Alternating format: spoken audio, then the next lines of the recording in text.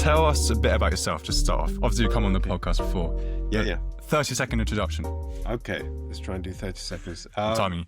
I write songs under the name Traitor. I've been writing songs for a very long time. I'm 36 and I've been writing them since I was 17. So, I'm a songwriter, also produce my own music and release under the name Traitor and perform. And yeah, that's it. Awesome. I think that was about 20 seconds. Yeah. Okay. So how many songs do you think you've written overall, if you'd take a guess at your catalogue? Unfinished songs. Included, yeah. Yeah, I would say it's in the thousands, many thousands. I have dictaphone recordings going back, well, if I had not lost the first dictaphone that I had, they would go back to about 2011, and there's about 15,000 dictaphone recordings. That's not 15,000 different ideas, but yeah, it's probably about 6,000 different song ideas. So many attempts. It's something that I've been obsessed with since I was a teenager. So finished songs that I think are good out of all those thousands of attempts, it's probably about 30 or 40. Really? Maybe 50. I don't count, but yeah, it's probably about that. So yeah, the strike rate is incredibly low. But I think for lots of writers, that is the case. You just have to write and write and write. Sure. Well, we wanted to make this episode about lyrics and how to write the best possible lyrics, and also analyse some of Traitor's lyrics. But let's just quickly go back right to the start. So your early lyrics, were they any good? I think thinking back to the very early song lyrics, they were not good, and I would never, it's not like I would use them in a song today, but I think they had a certain kind of energy and a certain playfulness. I remember I really loved the Beach Boys when I was a teenager, and I think one of my early songs was about surfing, something which I was not doing in Kent in the kind of late 2000s. But it wasn't about surfing, like, let's go surfing or whatever, but it had this kind of weird, there were some weird elements to my early songs. Also, an early song had mentioned the writer Dostoevsky kind of by name. Okay.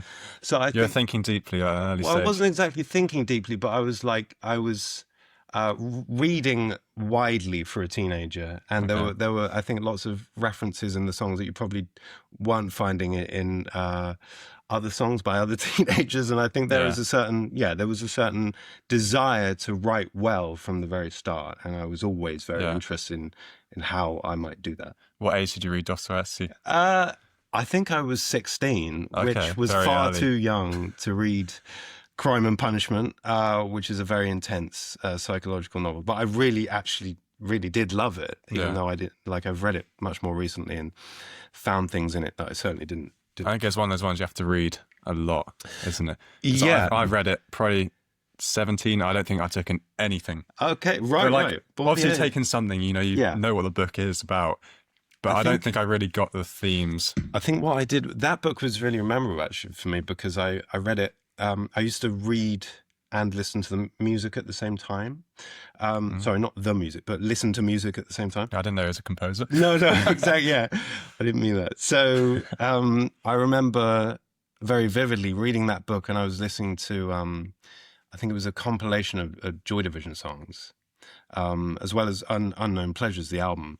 And the atmosphere of reading Crime and Punishment and listening to Unknown Pleasures by Joy Division was like weirdly kind of uncanny, like how well they went together. So yeah, that was a strange aside, but it was.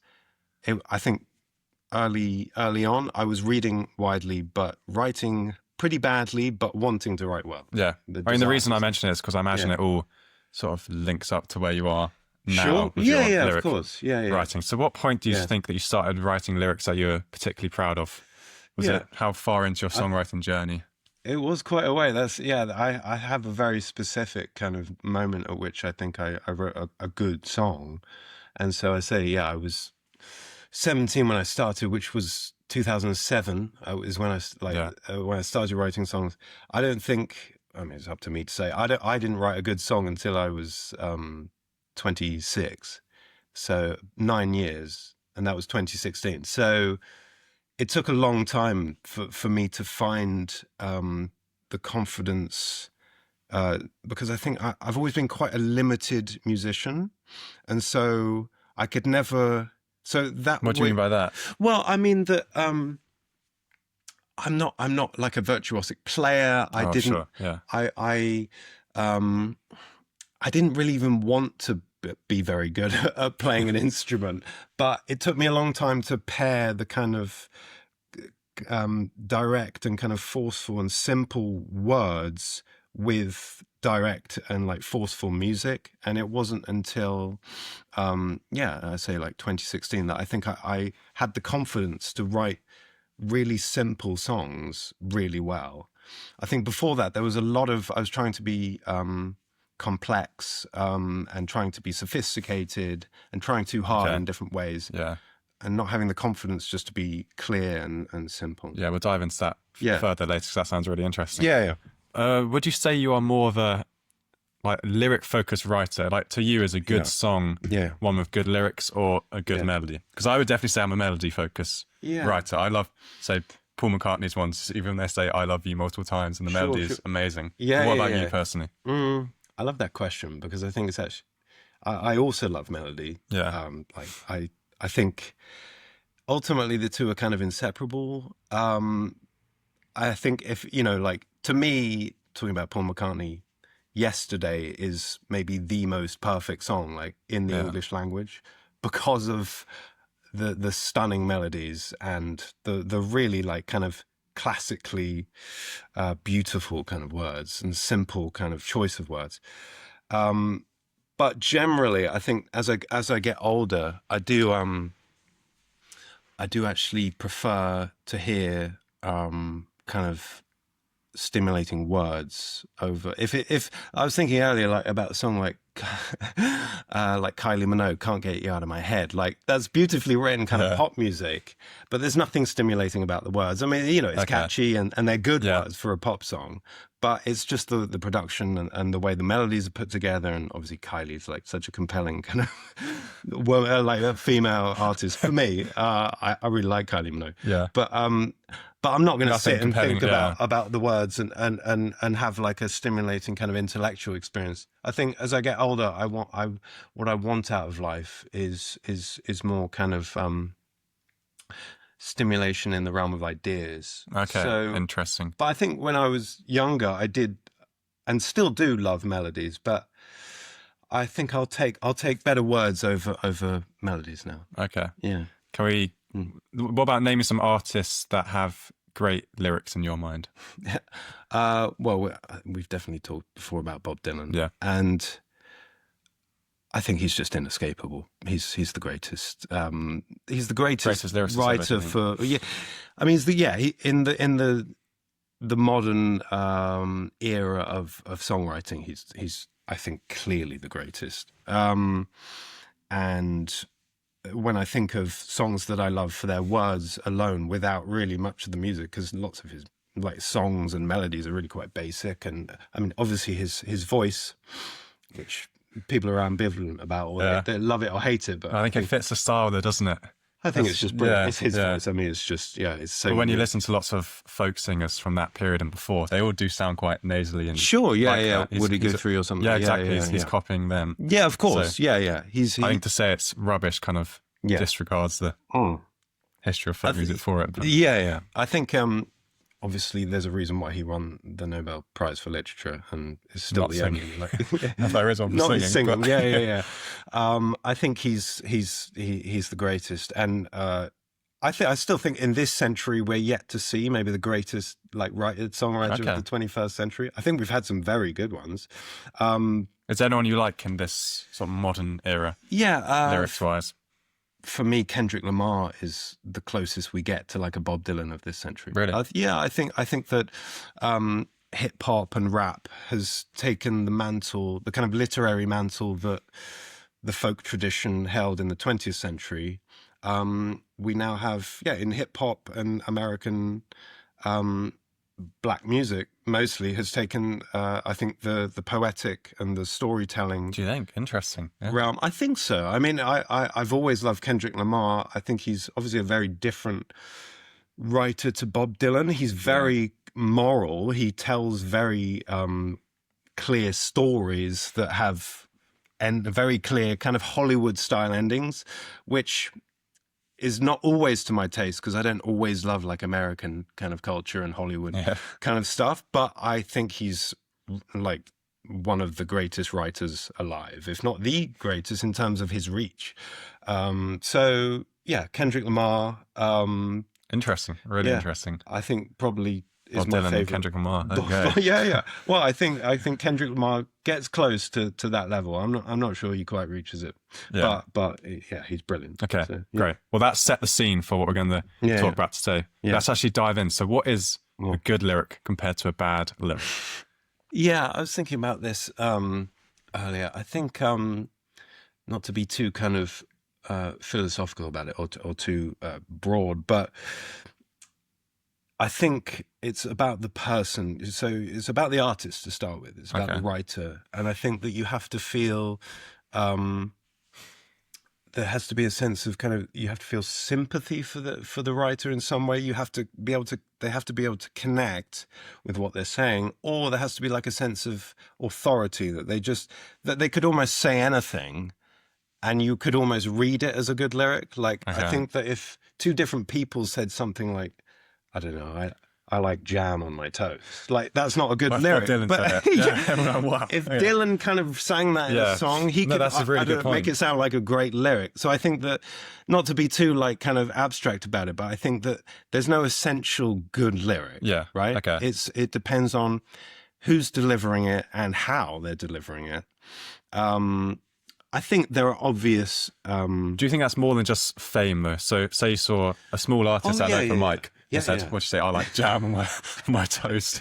Like, do you think, like, because they haven't got all the fame behind them, it's not just fame. I mean, fame or recognition, maybe is a better word. Fame comes after. Yeah. I think people they can be compelling before they're famous. People are compelling and charismatic before they're famous. Obviously, these are the people who become famous, and it's not because they look a certain way. I mean, lots of famous people you would, I don't know, with a local lad like Ed Sheeran, you wouldn't think, oh, he's going to be famous from the way he looks. So there's something compelling about them. I think image-wise, I'm just trying to understand like what it actually is. There's always something. I think maybe Morrissey is kind of a good example from the Smiths. He kind of embodied in the 80s this kind of Victorian kind of English literary type, poet type, and he was very aware of that, and it's just having charisma. So I think I wouldn't want to say that that there is a rule for what a good lyric is, because I think there's so many different types of good lyrics. And yeah, sure. Yeah. Well, let's change. What about a good song when it comes to lyrics? Do you like to see metaphors? Do you like to see imagery? I think that it really depends on the different kinds. I was just thinking about Morrissey. Like, I think there are rules to like what single kind of lines that they stick in your head for certain reasons, and I think so.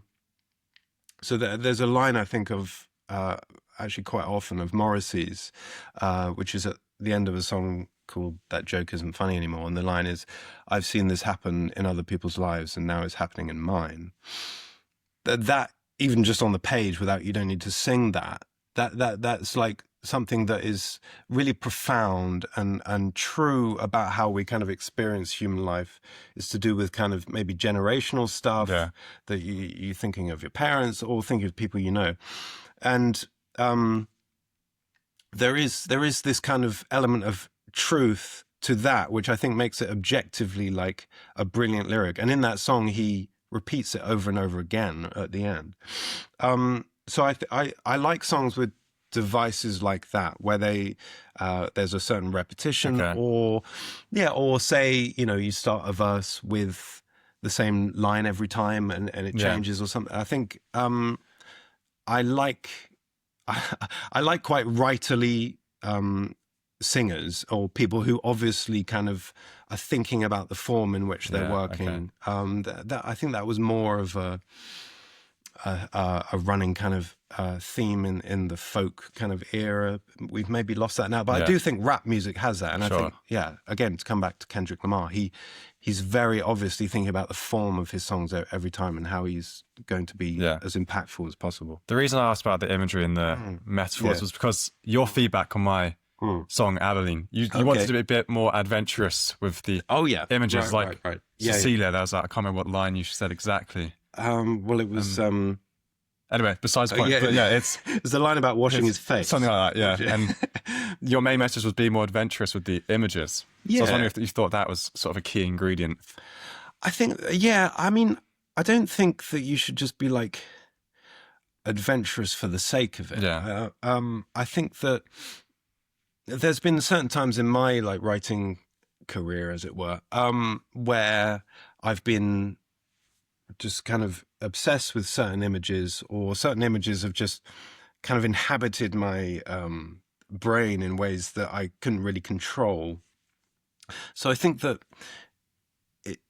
it lots of the time it's lots of writers, maybe they have a certain image in their head that they actually do want to write about, but they maybe don't feel confident enough to fully explore it. To fully explore it. So I would think just generally, like with whether it's imagery or whatever other aspect of what you're writing, just have the confidence or the courage to take it as far as it will go. So I thought it was actually really useful advice, because when I've been writing stuff now, I'm thinking be a tad bolder. See if you can push that image in your mind a bit further. Well, I think rather than just taking the easy route, which I did. And I think it works. It's a fun song. I wasn't trying to be too literary about it, but with the songs that I'm trying to be a bit deeper about, I'm just pushing it a bit further, be bolder. Yeah. Well, I think songs are not. They are different, but they don't necessarily have to be too different from conversation. So if you want to be just good at conversation or an entertaining person to be around, then sometimes you say things that are quite bold. That is maybe the first thing that comes to your head, and you can be stupid and say the wrong thing sometimes, but I get that. I think we should feel free to say things which obviously we don't hurt people, be hurtful, but that there's a kind of joy in that you just say anything. And I think lots of lyrics do play with that. It's like, especially rap music, I think can be really entertaining. Lots of people, they just say the weirdest kind of stuff, and it's great, and it sticks in your head and you think it's hilarious. It's just like, entertaining people. That is what it is at the end of the day. Sure. You know? Yeah. So do you think musicians should read a lot of poetry to improve their lyrics? Because Bob Dylan was asked and he said, no, never read poetry. When I obviously think he clearly did.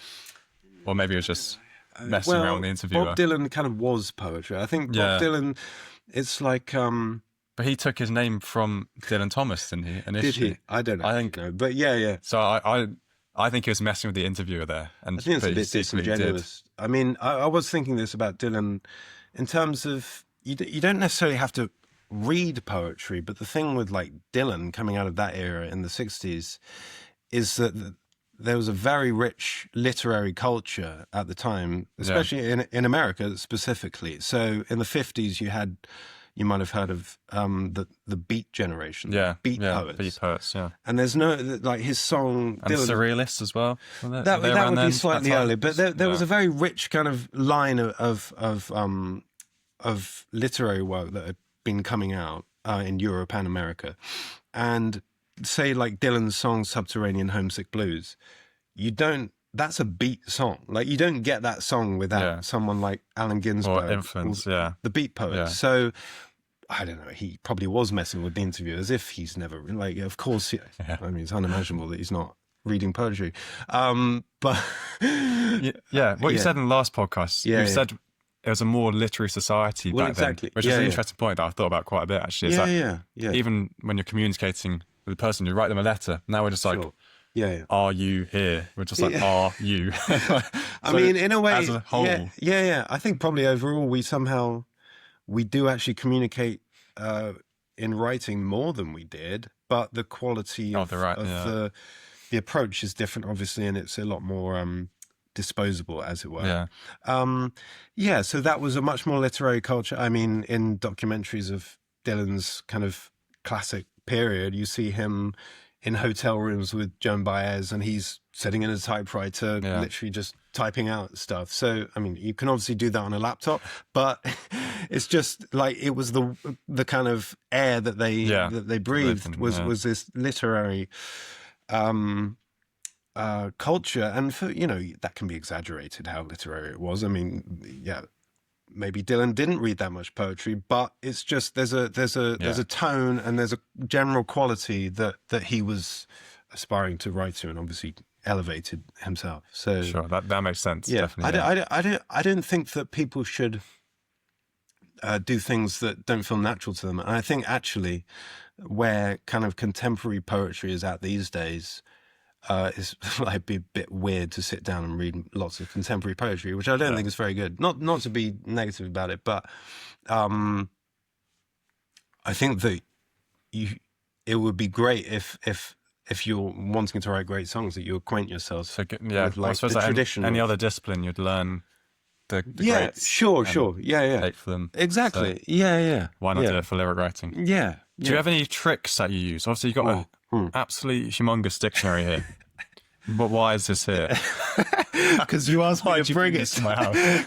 Because you said that I should bring it, so I got good. Well, tell me. So, do you often? Yeah. Am I right here? You find a word in your song and kind of look for other. words. Yeah. I mean, I don't want to call it a trick because I think it kind of demeans it. Yeah. But maybe it is just a trick. Yeah. But it's something I've done. So I mean, to be honest, I haven't written as many songs the last few years as I was before.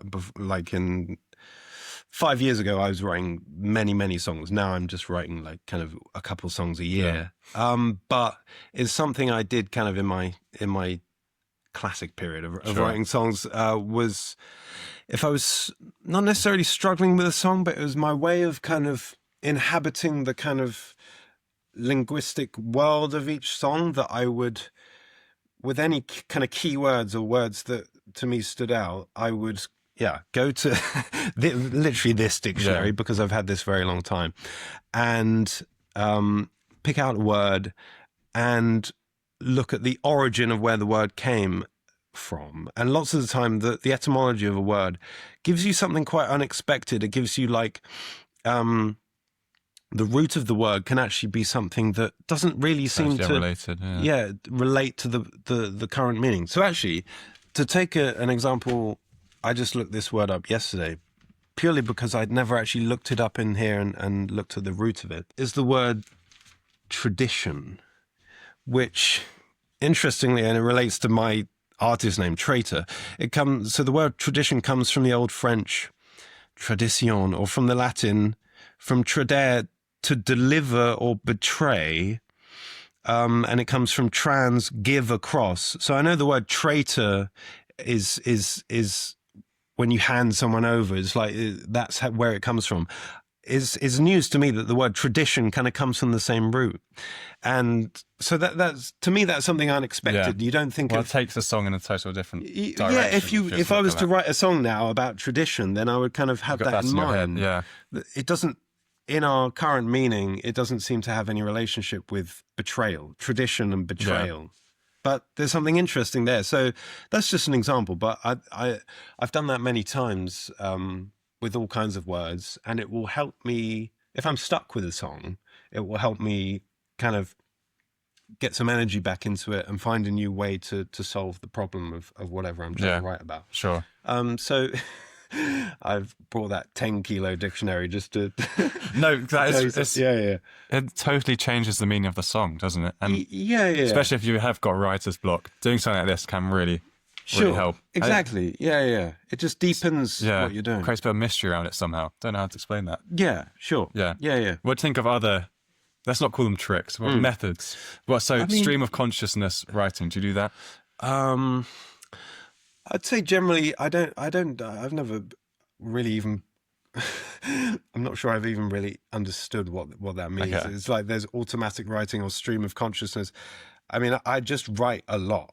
So I would say as general kind of background to how I write lyrics, there's this idea that that writing is like, can be really challenging, or like phrases like writer's block, or the kind of the blank page can be kind of can be intimidating. Yeah.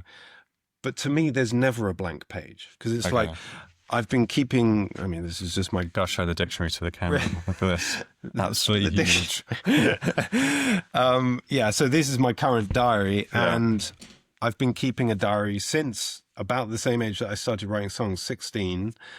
And I write all the time. I keep a diary most days. And so I'm always writing. And so there's never this sense that it's like I'm just starting from a blank page. I'm not. I've got thousands of pages, either of my own writing, or I am just reading all the time. I'm an obsessive reader. I constantly read, and I've read many books. So to me, there's never a blank page. Sure. My lyrics are a conversation with my own diaries and with the books of other people that I've been reading. Yeah. So that's not like a trick, but that's just like, if you are constantly reading and writing, well, then you'll probably find it a lot easier to write good lyrics than someone who's just like not reading at all. I mean, obviously we all kind of read different things and engage in obviously in conversations, but I think there's just there's a quality of mind that comes from. I mean, I know you like to read. I think that, I'm sure you've experienced yourself, that it gives you a certain reflective quality of mind, or a kind of interrogative quality of mind that you're not going to get any other way. So just to exist in language kind of all the time, which is what I've done, will, if you want to try and start writing songs, will help you in a big way. Sure. Yeah. So, building on the final thing before we analyze your lyrics. Yeah. Say there's a young writer, they're writing a lot, they're in the habit of doing that. They still just feel that they're not really getting good lyrics. What would you say to them? A bit of advice. My best bit of advice. This isn't just for me, by the way. That's No. I think my best bit of advice would be to. This doesn't shock the listeners too much. Steal other people's words. Okay. And I've done it quite a few times, and I think there's a completely underutilized technique for writing songs. There are thousands and thousands of books in the English language going back hundreds and hundreds of years, lots of which have beautiful lines in them in the most obscure kind of books. And no one's going to know. I'm not saying you should just... don't go and get a famous song or something. I'm not saying that you should steal wholesale like other people's songs or other people's attempts at writing about their own life. But if you can take phrases or take lines from other people. So I have a song called Raphael, which is on my last album. And the chorus lyric of that is... "Be strong, live happy and love," which in itself is not a fantastic line, but that phrase is taken from Book 10 of Paradise Lost by John Milton. Yeah. I happen to have read the whole of Paradise Lost, which is not a boast, but it's like not many people have. They might have heard of it. It's full of the finest, most elevated kind of writing, and I took that and got a whole song from it, and you got away with it. Yeah, and I got away with it. Well, you're not going to find me going through Paradise Lost trying to. Where is it? So I would say, like, in all seriousness, if you're struggling with a song, or you're struggling with just as a technique, like you don't even have to record these songs and put them out there, but just as practice, if you take someone else's phrase and then write around that. It would take then you're totally different context. You won't even know. Exactly. You're starting from a different place. There's not the same pressure, and you're maybe it feels it's more adventurous in a way as well. So that would be my tip. No, that's really, really good advice. Let's analyze one or two of your songs. Let's start with that one. So it's called White Whale.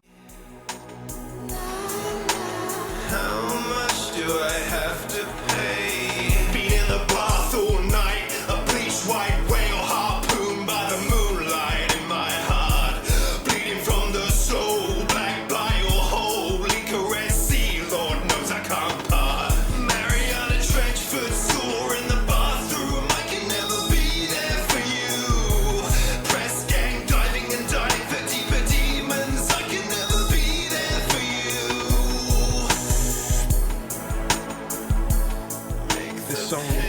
one of the early actual Traitor songs. I wasn't always Traitor. I used to just perform under my own name. So this came in a very fertile period at the start of what has become Traitor. And this is actually one of the very few songs that I've recorded that is it's just a rap song, really. Like, I think I was friends, well, I still am friends with lots of these people. I was part of a kind of scene in London at the time. So this was 2019, I wrote this, where there was a lot of hip hop influence, and I used to perform in kind of a hip hop style. I still like doing that with just a mic and, like, you know, the track. Yeah. I think it's a lot of fun. It's very physical. And so this is one of my attempts at basically writing a kind of hard-hitting kind of rap. So it sounds, even when you read it out, it's very rhythmic. Yeah. So it feels kind of a long time ago now, because I never really aspired to be a rapper. I definitely didn't want to really be a rapper, but I enjoy the form of rap music, and the kind of bravado and energy of lots of rap, I think was great to kind of be a part of. So that's where the song came from in terms of the style. I think there's some very specific kind of emotional foundations to this song, which have to do with, like, a family relationship, and it has a lot of kind of suppressed energy that's kind of is very explosive. Sure. So So the title White Whale, how did that come about? I mean, it's a Moby Dick reference. I mean, most of us have. Sorry, I've just got the words here as well. So there was that period of time, for some reason, I kept coming back to writing about whales. As you did. So I'm not quite sure why. I have read Moby Dick. I read it like years before that. So it wasn't like a recurring obsession, but I think it was something about obviously just how whales go deep into the ocean, and then they surface, and there's a very kind of quite obvious, quite kind of gothic, like imaginative kind of way into the experience of a whale. I found it very evocative. Yeah.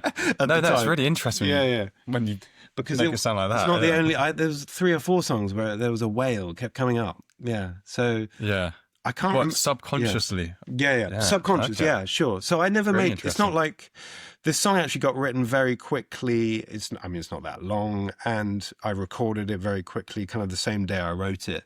So it was not exactly I mean, you could call it stream of consciousness, because it did all come out very quickly. And I think that's why it has this very intense, explosive kind of quality, certainly to the performance. Yeah. Well, waiting for a god. I'm an angel waiting for a god. That's quite quite the image. Yeah, right, yes. Tell us a bit about this song. I'm the genius waiting for the world. I'm the universe waiting for the end. Afraid that I'll leave you. It feels larger than anything. There's nothing personal in it at all. It's actually like a very pure expression of kind of an artistic perspective. Really nothing to do with, like, the everyday, nothing to do with any personal relationships, nothing to do with any real emotions. It has this kind of divine, like, religious language, but I'm very proud of the. I really like the way that it could have been written almost at any time in, like, the last 500 or 600 years almost. There's this kind of timeless quality to the thought. So I'm an angel waiting for God. I'm a message waiting for a man. Afraid that I'll need you all my life. I'm a silence waiting for a mind. I wouldn't want to say that means anything specific, but it has this kind of ambiguity and this kind of sense of the eternal in it that I've not really achieved in anything else. But they're also very kind of strong images as well. And that's actually another example of where I got of using the dictionary. So I'm an angel waiting for God. Oh, really? Okay. Explain this. Yeah, That'd be so great. the word angel comes from, I think, the Greek for the word messenger. So the first line leads to the second line. I'm an angel waiting for a God. I'm a message waiting for a man. I mean, it's not the most really interesting. surprising development, but that's an example of where I'm literally just getting lines out of the dictionary. That's great, yeah. And I think I like also the tone of that song because it's the way I perform it. It is very extreme, and it sounds almost like kind of sarcastic and ironic as well. It's not like it's just I'm like I really believe this, because there's the last chorus is crazy. It sounds crazy. I am the genius waiting for the world. I am the universe waiting for the end. I mean, they're just completely ridiculous, ridiculous things to say. I'm the silence waiting for the mind. It's a kind of like ego and like ego trip and like arrogance to it that I think is almost That's hilarious. A life of its own, like, doesn't it? Yeah. It's not like I really mean this, but maybe I do as well, because like the video, which is, I'm really proud of the video. Like the combination of the song and the video is maybe like the most artistic thing I've ever been a part of. It was beautifully directed, the video. It's just me half naked. It's the top half. You'll be They're hooked already. You'll be pleased to know. In like a studio, it was pitch black with just like a single light on me, and I'm this is very intense performance, and the whole thing just has this kind of insane quality to it that I think is really great. So that would be an example there of it just being like a compelling kind of performance, and it's not necessarily that the words are so brilliant on the page, but it's kind of the way they're delivered and just the character that I think comes across. That's an amazing set of lyrics, and also great to see where you've used that dictionary technique. And how you've done it, because it's not. So like, it's not exactly there, but the influence is there. Can you tell us a bit about what is next for you? Okay, just to wrap up the conversation. Yeah. So I'm very close to finishing another record. It's been a very slow process, but it's another record where I've obsessed over the lyrics a lot, and these are quite different songs to, say, the ones we just talked about, in that they're very linear. They're songs that come from like a lifetime experience of walking in the countryside, and they're kind of informed by that. So they take place within the kind of pastoral tradition, the kind of folk tradition, of kind of country-based songs, but it's my take on that kind of thing. So look forward to hearing that. Yeah, I hope they'll be enjoyed as well-written songs. I think, I've certainly. When's that coming out? Yeah. Next spring. Next spring. 2026. Not an exact date yet. No, I wouldn't want to say. Well, maybe set yourself the deadline. Spring the year after. I don't know. Yeah, but yeah. Well, it's been great to talk to you. Yeah. I think before we go, I think you're the man with the best jumpers in Suffolk as well.